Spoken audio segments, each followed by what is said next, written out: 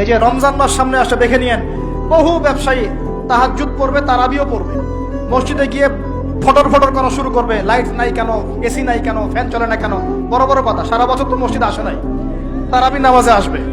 আবার দেখবেন অনেকে সারাদিন তো মসজিদ নাই, জুমার দিনে যায়, জুমার দিনে গিয়ে বলে এই ইমাম সাহেব ওটা করেন নাই কেন, এই মুয়াজ্জিন সাহেব এটা করেন নাই কেন।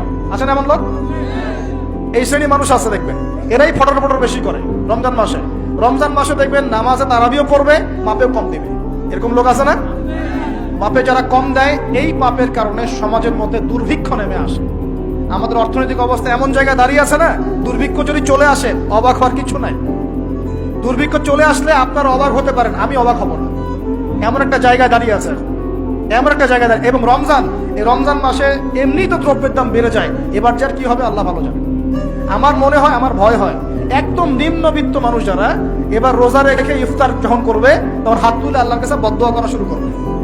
আমার ভয় হয়। এবার অপেক্ষা করেন, দেখতে থাকেন সামনে কি হয়। প্রতিটা পণ্যের দাম অলরেডি বাড়া শুরু হয়ে গেছে। কিছু কিছু বৈশ্বিক কারণ আছে, এগুলোর কারণে যেমন বাড়ছে, আবার কিছু কিছু আমাদের নিজস্ব মানব সৃষ্ট কারণ আছে, এই কারণেও বাড়ছে। মানব সৃষ্ট কারণগুলো বুঝতে হলে আপনাকে বেসিক কিছু অর্থনীতি বুঝতে হবে। এটা পড়াশোনা করেন, দেখবেন আমি গত লেকচারে বলেছি। আল্লাহ রাব্বুল আলামিন আমাদের সবাইকে হালাল খাওয়ার তৌফিক দান করুন।